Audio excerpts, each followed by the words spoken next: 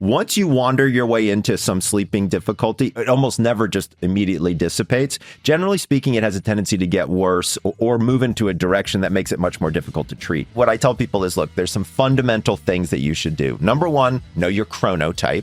We've talked about chronotype many times. Chronotype is your internal genetic predisposition for sleep, and that then controls a whole bunch of other things in your hormones. And when you got an idea of when your hormones are at particular levels, if you schedule those activities at those levels, all of a sudden you do that activity better. Once you kind of get this idea set around activity together, it works well, and chronotypes help you get there. Within chronotypes, you actually have an assigned sleep time, when to go to bed and when to wake up, and it's genetic. So it's very, very specific. So what's great about this is if you learn your chronotype, which go to chronoquiz.com, then all of a sudden you now know what time to go to bed and what time to wake up.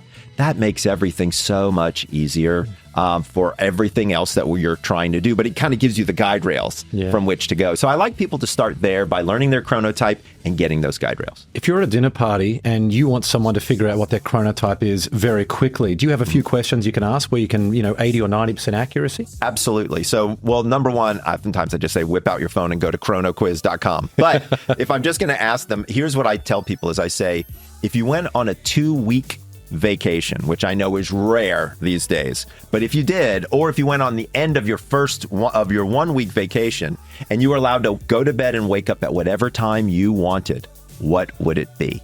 And that usually gives me an idea, because the first few days of vacation, you're just kind of catching back up, kind of getting the battery, to revive itself. But towards the end of the first week of the vacation, if you just really let your body sit and do what it wants to do, you'll settle into something. Now, the second question I ask people is, what were your mom and dad like? Right? I don't know about you, but when I was young, if I walked into my parents' bedroom at 11:30, 12 o'clock at night, they were both wide awake. My dad was watching TV. My mom was reading something. Everybody was a night owl. Surprise, surprise. I'm a night owl, what I call a wolf. So you can look at your parents for that one. The other one, the final one is, don't forget that this will change over time. So a lot of people say to me as they say, hey, when I got out of college, I was a lion. I was ready to get up at 6:30. And now, man, Michael, I am dragging it and I don't know what. So, right, it changes over time. And so what I ask people is I say, was there a time in your life where you felt like you could get up and it kind of worked with your current schedule? And is now that time, or is it different now? Because if it's different now, then there's a mismatch. And that's where we can do some good by kind of scooching people in one direction or the other.